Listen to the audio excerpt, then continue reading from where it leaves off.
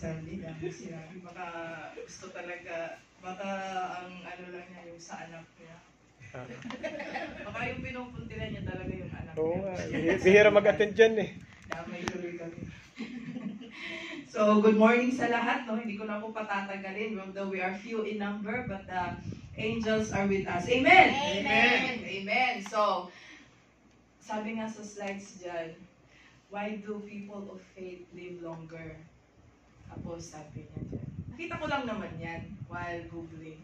A study conducted during 2018. Sabi na, a recent study finds that people who regularly attend religious services live approximately 4 years longer than the average. Kaya, for example, ikaw ay regular na nagsisimba, regular na nag-a-attend, imbes na ang average age mo is hanggang 70 lang, madadagdagan ka pa ng 4 na taon. Praise God. No, ayaw ba nun? May chance ka pa. Amen. More chance of winning. May chance ka pang baguhin mga ma-experience longer. So, sabi ko dyan sa kasunod, researchers build the study from previous data suggesting that social interaction, volunteer work, healthy habits can lead to longer life. So, kung nagsisimba ka, hahaba na ang buhay mo, how much more kung nagsiserve ka pa, nag-ano ka pa, you engage yourself into ministry, you engage yourself into some activities of the church. So, it can lead you to a longer life. So, mga nandito sa simbahan, alam nyo na, mabuhay tayo. Mabuhay tayong lahat. So, mabuhay kayo hanggat gusto nyo. Amen. So, pwede ko bang pwede ko bang matanong ang sino sa inyo kung ano ang tema natin sa month of November? Hindi, yung tamang ano talaga. Ano ba ang yung team natin? Empower. Yung talaga, yung totoong ano. Hindi yung Empowering Holy Spirit. Kodigo. Pwede kayo mag-ano, kodigo. Wala namang problema. Wala naman yata eh. O, diba? Ano ba yun? Mahaba kasi, no? Empowering Holy Spirit. Ano ba yun? Sabi Anointing, natin? God's empowerment to His people yata. Ano ba The yun? empowerment of God to the believers. Oo. Pakitagalog. Ikaw lang nagsabi nito dito eh. Pakitagalog nga yun. Bakit? O, diba? O, diba? Ayaw nyo? Magulo. Diba? Medyo complicated, diba? So, ano ba? Nung na-receive kasi, gumagawa na ako ng schedule, na-receive ko yan. Ano, sabi ko kay tatay, ano ba yan? Ano yan tayo? Power? Power power? Ano ba yan? Power Rangers na yung alam ko eh. So, but praise God nga, no? Not by our might, not by our strength, but by the Spirit of the living God na tinutulungan niya tayo na mabuo or magawa yung task natin kahit medyo magulo, kahit medyo hindi natin naintindihan. So, another question, kung mapapansin nyo, lahat ng preachers natin, habang nagpipreach sila ng team na ito, there's a common factor, there's a common denominator, there's a common character na nami-mention. Who or what is this common factor? Sino po ito? Ano ito? Wala na, ayaw na nila. Sino po ito? Di ba, nag-preach si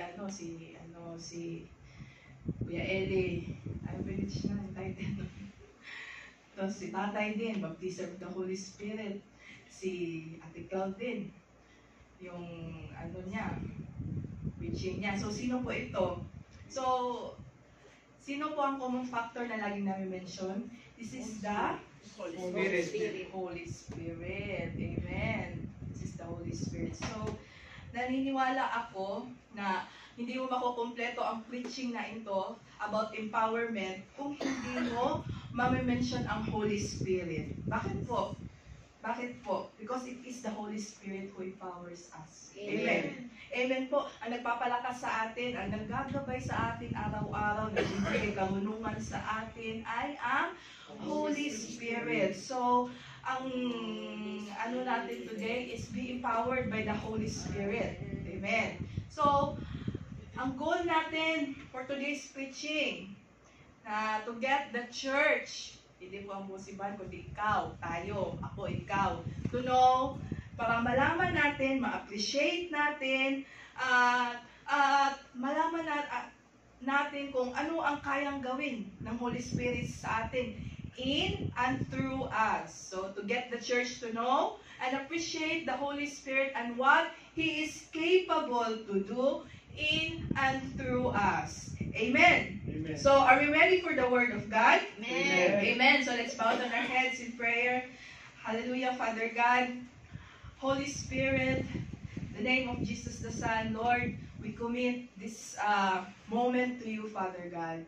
Holy Spirit, move in your power and move freely into us. We invite you, Holy Spirit, to come and move into us, penetrate us, consume us, Father God. Holy Spirit, I pray that you will empower us, you will impart your knowledge unto us, and Lord, we rebuke any, if ever the enemy is trying to do unto us, Lord,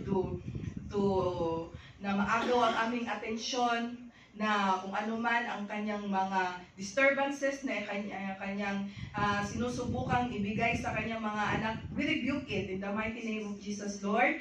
We pray, Lord God, that our focus will be in you and in your word. Lord, we commit this message to you, Lord. This is your word, this is your gift, this is your message. In Jesus' name we pray. Amen. Amen. Lord, in Jesus' name. So, sino dito ang na-experience na maglipat ng bahay? Amen. Ay? Ako lang. Sino dito ang na-experience Kasama na kami maglipat or Kasama gumawa kayo. ng bahay? Amen, no? So, kapag ka maglilipat ka ng bahay, o sa mga dami ng kailangan mong gawin, sigurado, kakailanganin mo, ano ang unang kailangan mo? Or, one. One. Una. O, di ba? Oo, totoo yan. Oo, minsan hindi na minsan talagang kailangan mo yan, di ba? So, kasi paano na lang yung mga cross-stitch mo, yung mga picture frame mo, yung mga diploma mo, di ba? Yung mga pictures nyo ng na black and white pa, ng mga naka-laminate pa na yung yung frame yung kahoy, di ba? Oo, kailangan naka-display yun. So, kakailanganin mo yan, di ba? So, yan, magkakakalyo ka pa pagka di ba mahirap yan, mano-mano yan, di ba? So, without knowing, na-invento na pala ang isang ito, di ba? Ang tawag dyan? It's a power drill, di ba? Na-invento na yan.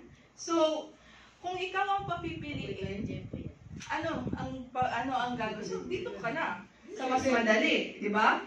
Ha? Kung magbubutas ka ng pader, di mas madali yan. Ewan ko na lang, di ba? Madali, mabilis. Hindi ka pa magkakakalyo, di ba?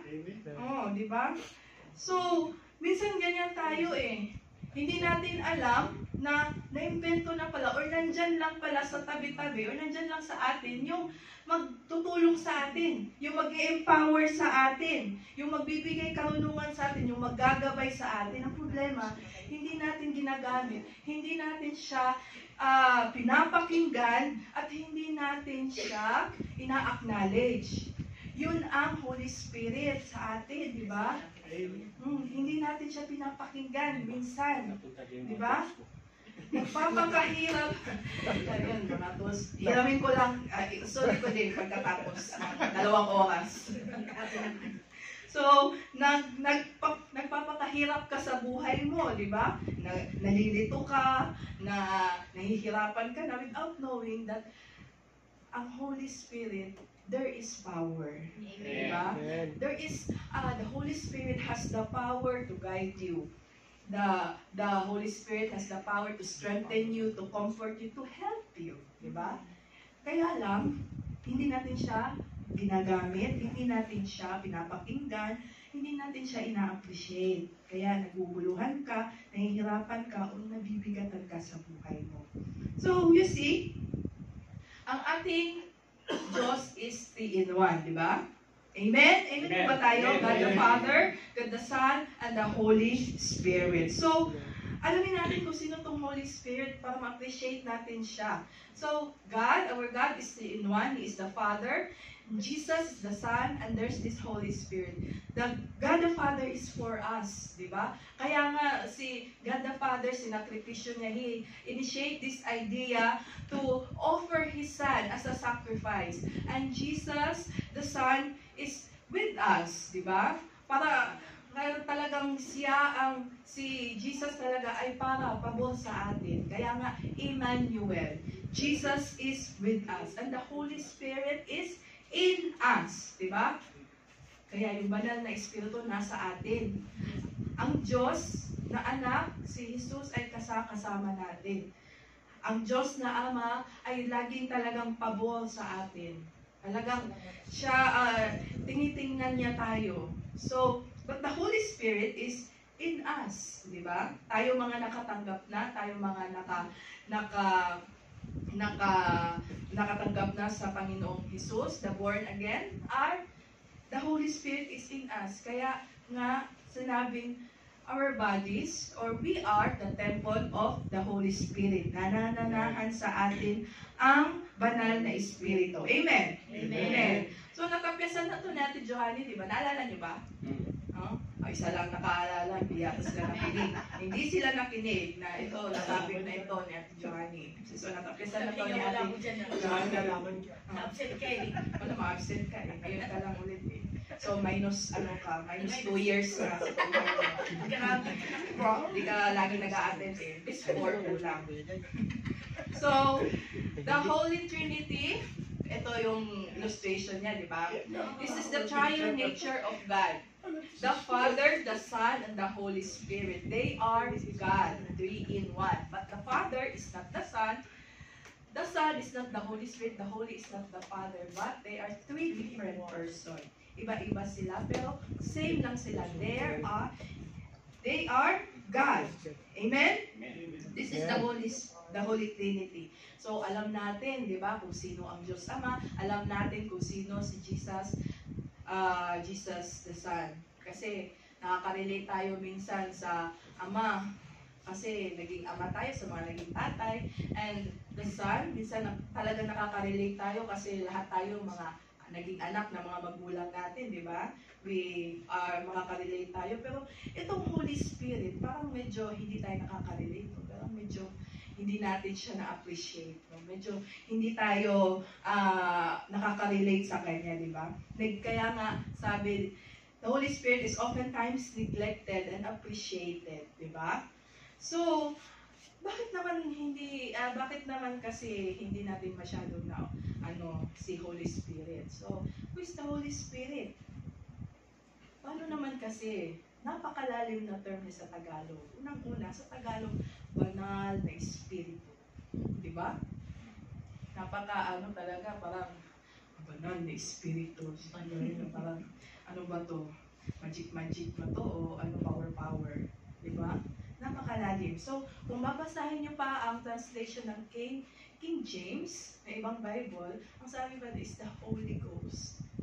Sino ba to si Holy Ghost? Ano ba? Banal na multo? Banal na multo? Hindi naman siguro, no? But this is the version, di ba? Banal na Spirit, it's the Holy Ghost. So, who is the Holy Spirit? Holy Spirit is a divine person, di ba? The third person of the triune God, di ba? We can know Him because He is personal. Ang Holy Spirit is personal, just as like Jesus, di ba? We can receive Him as our personal Savior. Di ba? Na-enjoy natin yung presence of the Lord. So, the Holy Spirit is also personal. We can also experience Him and have fellowship with Him. Amen? Amen. Amen. So, take note. Holy Spirit is a divine person.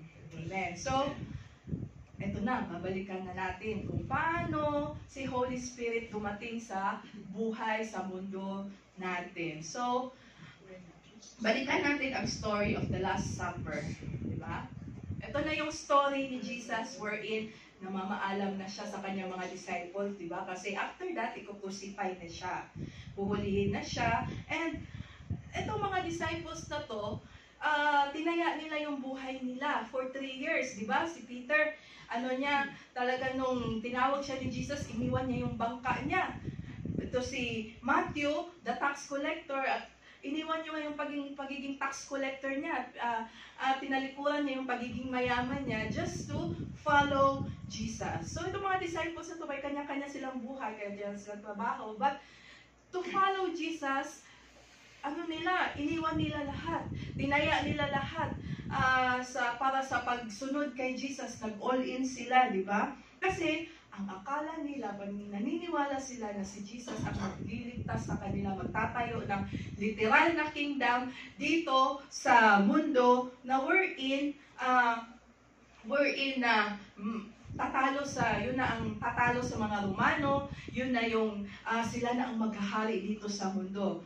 But little did they know na ang kingdom pala na pinapromise sila ni Lord is a heavenly kingdom. Kingdom na hindi dito sa mundo, kundi doon sa langit. Pero, yun ang akala ng mga disciples. Diba? Nagdesisyon na nga sila kung anong posisyon na kukunin nila if ever itatayo na ni Jesus yung kingdom diba? Sabi sino ba yung nagsabi ng disciples na, sino ang nasa right mo? Ako Lord, dito ako sa left pagka nandun na yung kingdom mo ha. Gusto na nila yung posisyon, nag-aano na sa namang posisyon. But in reality, that moment, si Jesus na mamaalam, di ba? Sinabi ni Jesus na aalis siya. So given that, medyo na-frustrate yung mga disciples. Ang sabi ni Jesus, talagang aalis siya, the book of John 14:1, let your hearts not be troubled, di ba? Sabi niya, believe in God, believe also in me. God the Father, believe, it means trust, di ba? Also trust. Trust in God and trust in me. Jesus the Son. So, ganun ang sinabi, naguguluhan ng mga disciple, bakit ka aalis, Lord? Saan ka pupunta? At natatakot sila kasi, bakit sila natatakot at that time pag aalis na si Jesus? Kasi, mainit na sila sa mga mata ng mga Romano. Diba? Bakit sila mainit sa mata ng mga Romano? Kapag kakonting libot lang, Kasi, nagbigay na sila ng popularity. Dahil sa mga miracles, dahil sa mga healings na ginagawa nila, nakakapag-ipon sila ng mga tao. Kaya, mainit sila sa mata ng mga Romano. Given that, in John 14:5, dahil sa kalituhan na, ang sabi pa ni Thomas, ito si Thomas, yung the doubter, yung sabi niya, pag hindi ko mahahawakan hindi ako maniniwala na siya si Jesus, sabi ni Thomas, Lord, we do not know where you are going. Lord, saan ka ba pupunta? At kung saan ka pupunta, how can we know the way? Paano namin malalaman, Lord, kung saan ka pupunta? Kasi gusto nilang sundan at sundan si Lord, di ba? Nagda-doubt siya sa takot nila. And even Philip said, Lord, show us the Father, and it is enough for us. Gusto pa nila ipakita yung Ama, kasi natatakot sila. Ito naman si Philip, naninigurado siya. Kung babalik ba talaga si Jesus, saan ba talaga siya pupunta. And ito na nga yung confirmation na the following verse 12. Truly, truly, I say to you, whoever believes in me, also the good works, sabi doon sa huli, because I am going to the Father. So, confirm na. Sabi na talaga ni Jesus mismo sa bibig niya na, ako ay pupunta sa Ama. Amen? So, the disciples frustrated sila. Sabi na, paano na kami, Lord? Aalis ka talaga. Iiwan na talaga sila ni Lord. Iiwan na talaga sila. Amen? Iwan sila ng tao na inakala nila na andyan lang. Yung inakala nila na magliligtas sa kanila, na mag-aahon sa kanila. Yung talagang hindi sila iiwan. Pero sa huli, iniwan din sila. Na-experience nyo na ba yun? Yung binigay nyo lahat sa isang tao. Nag-all in ka sa isang tao. Sa huli, iniwan ka. Diba? Amen. Sa huli, pinaasa ka lang pala. Diba? Yun, di ba? Yung akala mo yun na yun, tapos sa huli, umalis, sa huli, iniwan ka, di ba? So, huwag ka mag-alala, hindi ka nag-iisa. Ang mga disciples, iniwan din. Experience din nila. Amen? So, going back to the story, namamaalam na si Jesus.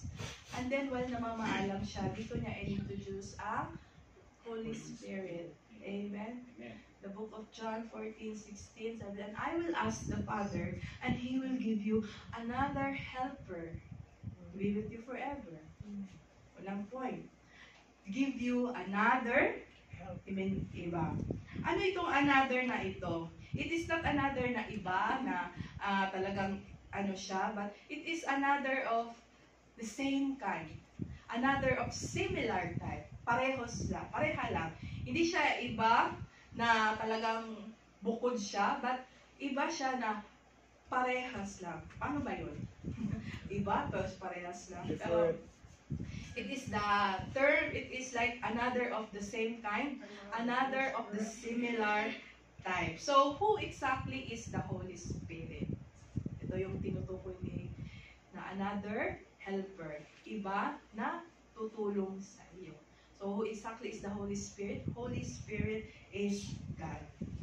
Kasi, He is the same kind, He is of the similar type. Distinct, but same essence. Hindi siya, ano lang, not just a force, hindi siya yung magic-magic lang, yung parang sinapian ng ibang espiritu, itim na espiritu. Hindi yan, yung parang supernatural, di ba? Yung magic-magic, yung nakikita natin na exorcism.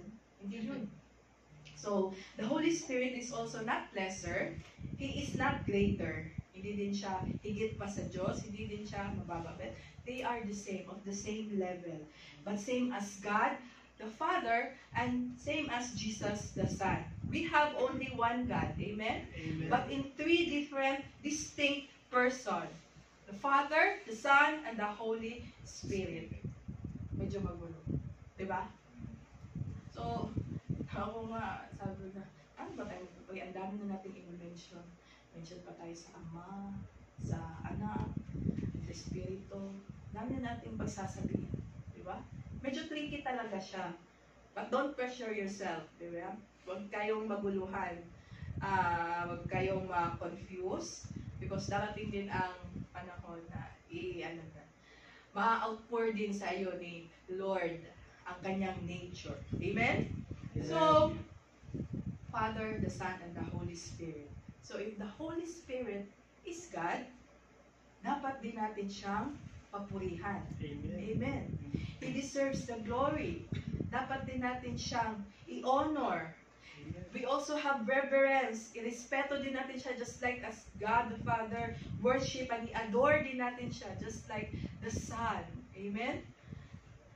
Since the Holy Spirit is God, He deserves the glory, honor, reverence, respect, worship, and adoration just like the two divine persons. So how you worship the Father, how you worship the Son, you should also worship the same way the Holy Spirit. Amen? So, another helper, another of the same kind. So, dahil parehas lang sila, Holy Spirit is God. The next verse, John 14:16. No, it's the same verse. So, bigyan natin siya ng diin. Same verse. Ang unang hinighlight ko na word is another. Now, another helper. So, sino may helper sa bahay? Katulong sa bahay? Amen. Walang katulong. Pag OFW ka, ikaw ang katulong. Diba? Pag nasa malayo ka, ikaw ang katulong, ikaw ang maid. Nakatulong ka sa akin. Meron ako katulong. Hindi ako yung katulong. So, ako ang yaya.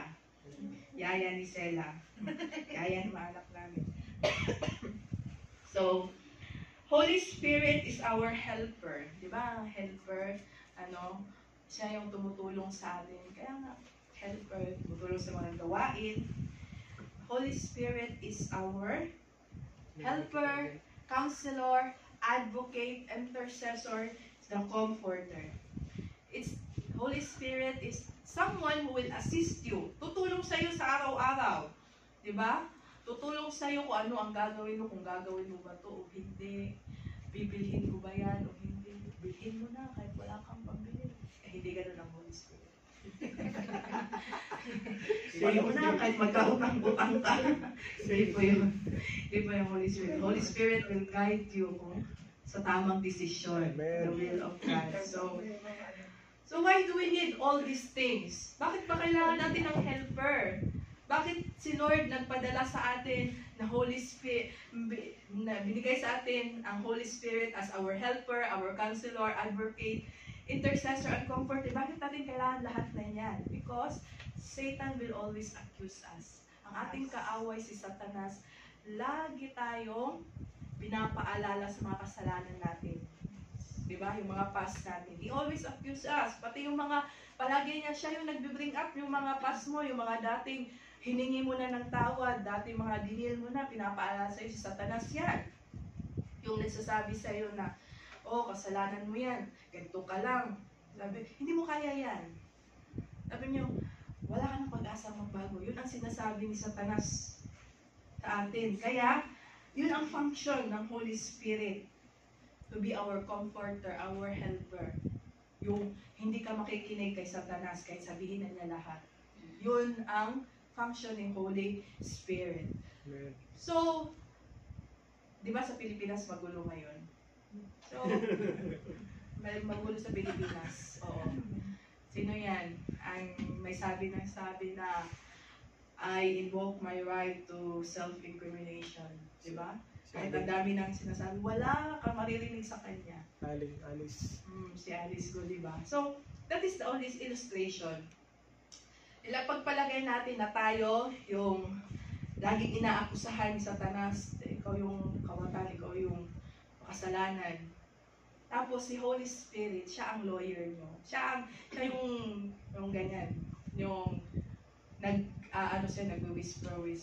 He is your advocate, di ba? Siya ang mag-guide sa'yo kung anong sasabihin, kung ano ang gagawin, di ba? That is the same function of the Holy Spirit, di ba? Kaya nga yung mga si Alice Go, di ba? Wala siyang masyadong sinasabi kasi lagi siyang kino-coach ng kanyang abogado na ganito ang sabihin mo, huwag mong sabihin yan, di ba?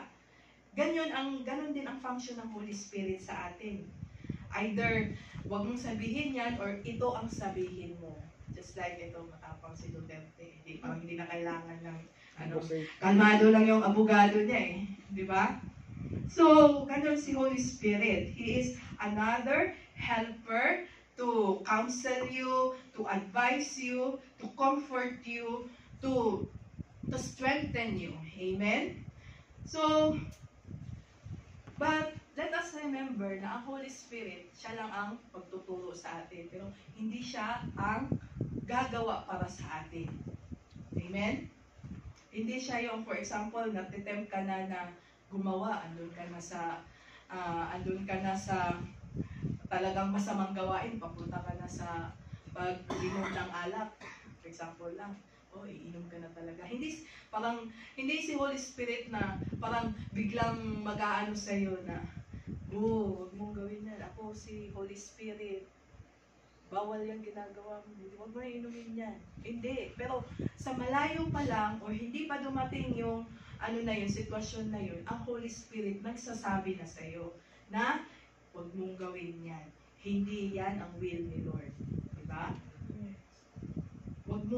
The Holy Spirit guides you kung saan ang way na in tune sa will ni God. So, when we are tempted to do something, the power of the Holy Spirit in times of temptation, in times of sin, the Holy Spirit empowers us to refuse it. Malayo pa lang, alam mo ng kasalanan, sinasabi na ni Holy Spirit na kasalanan niyang gagawin mo, wag.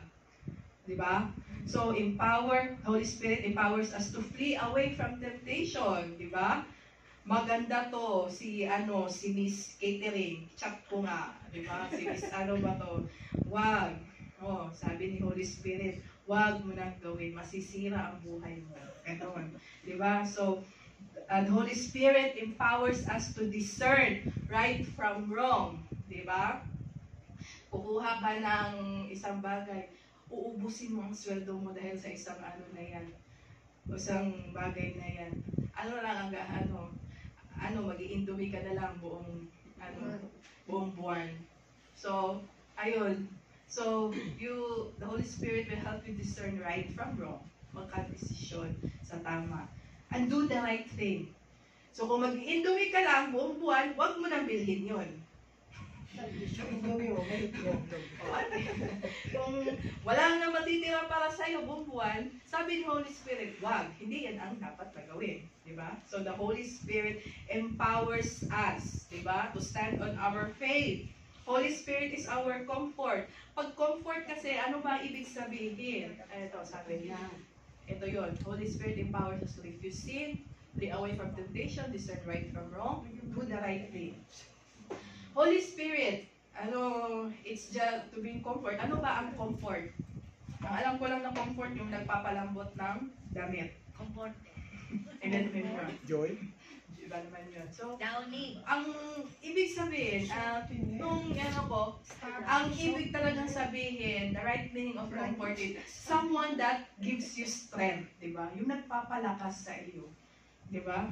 Hindi siya yung soothing na, huwag ka nang malungkot, dyan, okay lang yan. But the real meaning of comfort is that it will give you strength, magpapalakas sa'yo. Si Holy Spirit, ganun ang gagawin sa'yo. He will strengthen you. So, kung ganyan si Holy Spirit, it is important to call on the Holy Spirit. Di ba? It is important to pray on the Holy Spirit. Amen? Sa araw-araw natin, sa mga prayers natin, dapat i-mention din natin si Holy Spirit. Holy Spirit, empower me. Holy Spirit, today, guide me. Holy Spirit, help me. Ganyan, di ba? Bago natin simulan ang ating araw sa ating mga devotional, ask the Holy Spirit to empower you, to guide you. Ganon, di ba? It is important talaga na i-include natin ang Holy Spirit to tap on the power of Diyos kasi siya ang nasa atin, siya ang ating helper. It is important to tap on the power of the Holy Spirit, di ba? Kaya, kahit gaano ka man kaganda na appliances, kahit gaano ka ka-high-tech na appliances, kapag hindi ka nakasaksak sa power source, you are useless. Amen? Kaya, our Christians, iba man yun. Bluetooth. So, as Christians, kailangan nating makakonect tap on our power source. The Holy Spirit empowers us. Amen? So, sabi nga sa 2 Peter chapter 1, verse 3, His divine power has granted to us all things, di ba? That pertain to life and godliness. Di ba? So, ang Holy Spirit has the divine power na ibibigay niya sa atin all things, di ba? Basta nakatap lang tayo sa power ng Holy Spirit, ibibigay niya sa atin lahat ng bagay na connected sa buhay at godliness, di ba? Hindi yung all things na kahit masama na ibibigay sa but in tune on the will of God, di ba? To life and godliness. Kaya, let's tap on the divine power of the Holy Spirit kasi all things ibibigay niya sa atin. Di ba? All things that will give us life and that will lead us to godliness. Amen? Amen po ba tayo niyan? Amen. Amen. So, again, back to John 14:16, who the Holy Spirit is, sabi dito, and I will ask the Father to give you another helper. So, tapos na tayo sa another. Tapos na tayo mag-highlight sa helper. So, i-highlight natin yung word na forever. With you forever. So, ang Holy Spirit will stay with us forever. Ibig sabihin, hindi niya tayo iiwan. Di ba? Amen. Kung iiwan ka ng ex mo, kasalanan mo yon. Kung iniwan ka nung iba, si Holy Spirit hindi ka iiwan. Amen. Amen? Oh, hanap-hanap ka ng forever. Nasa Holy Spirit lang pala forever eh. Amen. Amen. Hindi ka niya iiwan. to stay with us forever. At hindi rin siya nag-iiwan. Amen? Kahit anong gawin mo, kahit hindi mo siya pinapakinggan, kahit less appreciated mo siya, nung natanggap mo siya, nung nireceive mo si Jesus, hindi ka niya iniwan. Amen? Amen. So, hindi ka rin niya pangungunahan. Di ba? Hindi ka rin niya, di rin makulit si Holy Spirit. Di ba? The Holy Spirit is gentle and patient. Di ba? Kahit hindi mo siya pinapansin, kahit hindi dinidedma mo siya, siya is patient. Pero kung tawagin mo siya, kung tatawagin lang natin si Holy Spirit to empower us, to guide us, He will show His power too. Ganon si Holy Spirit. Amen? So, Holy Spirit, He is the Spirit of truth. John 14:17. Amen? He is the Spirit of truth. Siya ang magbibigay linaw sa'yo kapag ka magulo na yung bagay or kapag ka siya ang mag-lead sa'yo sa katotohanan. For example, nandun ka sa sitwasyon na nagbubuluhan ka. Sino ang mamahal? Babalikan ko ba yung ex ko? O dito na ako sa bago ko? Di ba? For example, so, you're in a confusing, nahihirapan kang magdesisyon. Sino kaya dito ang liligawan ko? Ganyan, di ba? Sino kaya dito yung bibigyan ko ng pamasko sa regalo, sa December, di ba? But if you're in a confusing situation, hindi mo mapagdesisyonan kasi namumblema ka talaga, nahihirapan ka. If you ask the Holy Spirit, He is the Spirit of truth. Siya ang magbibigay sa iyo ng linaw. He will lead you to the truth na mag-decide sa tama. Amen. Amen. Hindi mo madesisyonan kung babalikan mo ba yung ex mo. Kaya nga. No. Yes or no? Yes. Babalikan. Kuya Jerry, babalikan mo ba yung ex mo? Dito ka na lang sa bago mo. Dito lang sa bahay. Sigurado ka, Holy Spirit yan, ha? So, Holy Spirit will lead you to truth, the truth. Amen? Amen. So, naintindihan po ba natin si Holy Spirit? Kilala mo na natin si Holy Spirit. Una-una, He is God. Amen? He is our helper, our counselor, our advocate, our comforter. He strengthens us. And this Holy Spirit is the Spirit of truth. Amen? So, appreciate the Holy Spirit. Diba? Sabi niya, sis, parang gusto ko na si Holy Spirit. Interesado ako kay Holy Spirit. Gusto ko ba nating malaman kung nandito mo ba talaga sa atin si Holy Spirit? Amen. Amen? Gusto ba nating malaman kung nasa atin? Alamin muna natin yung mga buhay na wala ang banal na Espiritu. Amen.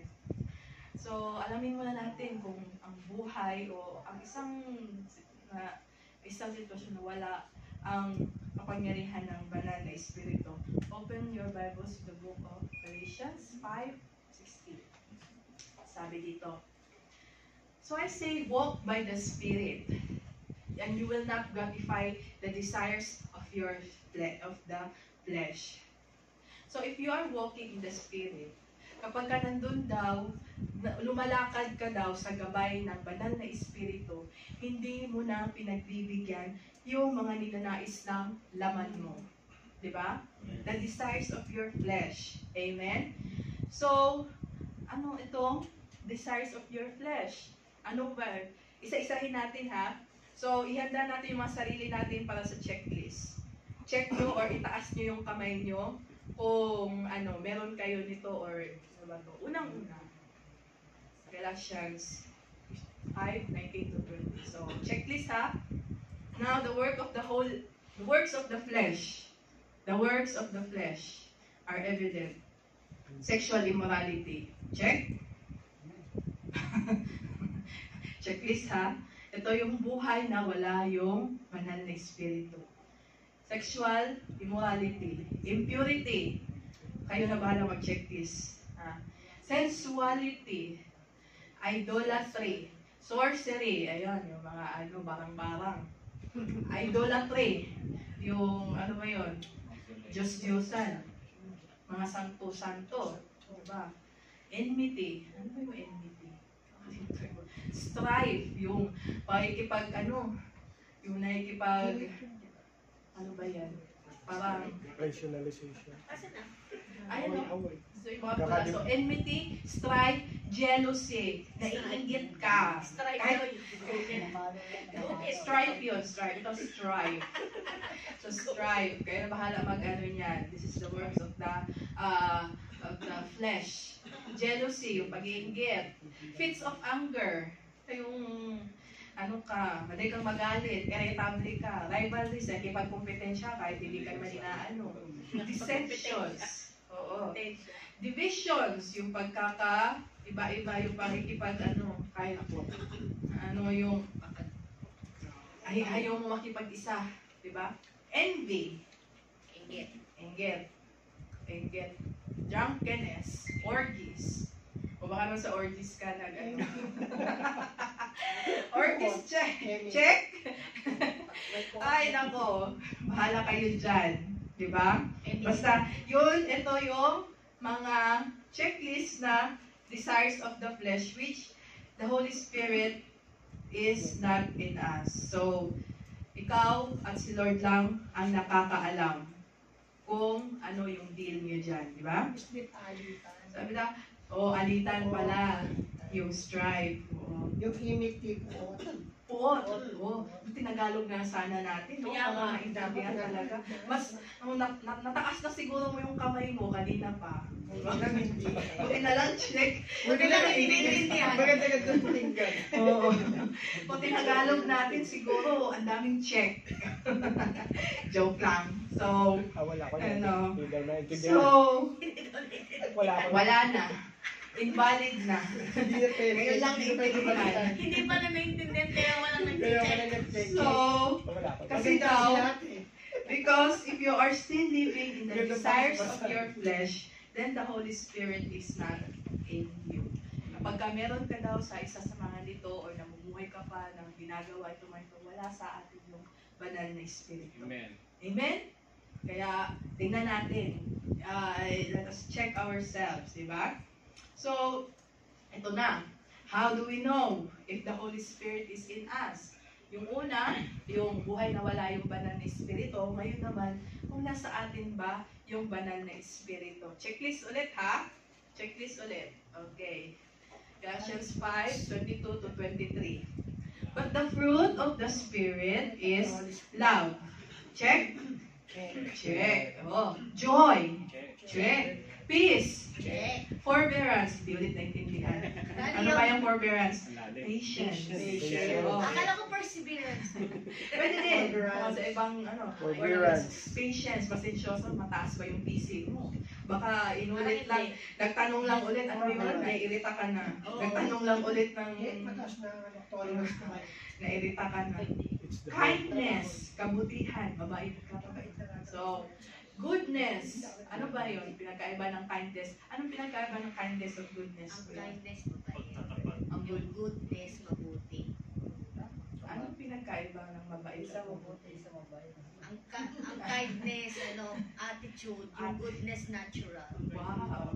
So, dapat natural sa atin. kabutihan. All of these things, if the Holy Spirit is within us. Di ba tayo faithfulness? Tapat ka ba? Hindi ka ba cheater? Cheater. Hindi ka ba? Pagka nasa relationship ka, siya at siya lang ba yung chinachat mo? Amen. Amen. Di ba? Faithfulness sa mga asawa, di ba? Gentleness, di ba? Kamahina. Hindi yung pagka pa lang, away na. Pagkarating mo pa lang sa bahay, nagsaing ka ba? Hindi ka nagsaing? Hindi mo naman yung rice cooker? Ay, parang relate Naglaba ka na? Relate ka na sa Parang birthday. ano na yan ah. Parang, Parang parang totoo yun ah. Gentleness and self-control. Yung kahit anong pinagnagtitimpi ka talaga kahit maling-mali na yung ginawa niya. Timpi. Di ba? Self-control. O natigil na yung checklist niyo. Meron na kayong checklist dito. Check ba lahat? Check? Yung self-control, gamit na gamit sa trabaho. Check. Check ko na. Check, check. Check. Amen. Of course, check. Check. Because We have the Holy Spirit, nakatanggap na Amen. tayo Amen. sa Panginoon. At kung nakatanggap na tayo sa Panginoon, binigay niya sa atin ang banal na Espiritu since that day. Amen. Amen? Oh, amen. So, minsan, tumatapyas tayo. Minsan, sumasablay tayo dyan sa Lalaglag kindness. minsan. Dahil self-control. Oo, self-control. Malimit ang Pero, self-control. nababawi din, di ba? The Holy Spirit empowers us to discern, di ba? Amen. Na mali yung nagawa natin. Amen? Amen. Kaya, sabi ito, kung ano yung puno, siya rin ang bunga. Amen? The Holy Spirit is full of love, patience. Punong-puno siya ng mga ganyan. Siya si Holy Spirit. Love, joy, peace, forbearance, patience, kindness. Kaya, kung ikaw na sa'yo ang Holy Spirit, syempre dapat makikita din yan sa buhay mo. Diba? Amen. Dapat mamumunga ka din ng ganyan. Kung nasa iyo ang Holy Spirit, dapat makikita din yan sa pamumuhay natin. Diba? Yung gentleness, self-control. Amen? Love, joy, and peace. Amen. So, let us apply on how to be empowered by the Holy Spirit. Huli naman itong animation ko. Na-late sa tapos na dami ko nang sinabi. Application on how to be empowered by the Holy Spirit.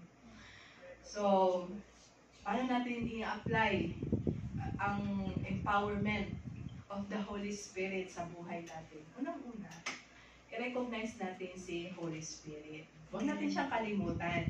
Di ba? O huwag natin i-ignore kapag may sinasabi siya, kapag nagre-rebuke siya sa'yo, pakinggan natin yung boses na yon sa natin, sa puso natin, sa kalooban natin. At huwag natin siyang kalimutan na i-worship. Huwag natin din siyang kalimutan to mention just like the Father and the Son. Buti nga sa Katoliko, kapag nagaganon-ganon lang siya, sa kanan ng Ama, na anak, sa banal na Espiritu, Espiritu Santo. Amen. Diba? Ganun yun.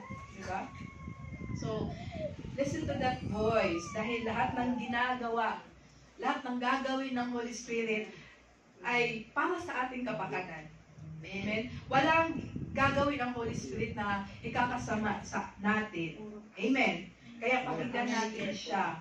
Amen? Recognize the presence of the Holy Spirit. Second is pray for guidance. Diba? Pray for guidance. Call to the Holy Spirit. Lagi natin siya i-include mention sa mga prayers natin. As His guidance. Diba? Teach me, Holy Spirit. Empower me, Holy Spirit. Speak to me, Holy Spirit. Lead me, Holy Spirit. Diba? Sabi nga sa Ephesians 6:18. Okay, open. Hindi ko na, Ephesians 6:18. 6:18. Yun yata yung pray in the Spirit. Yun yata yun. Pag-kompleto naman. Ephesians 6:18. Diba?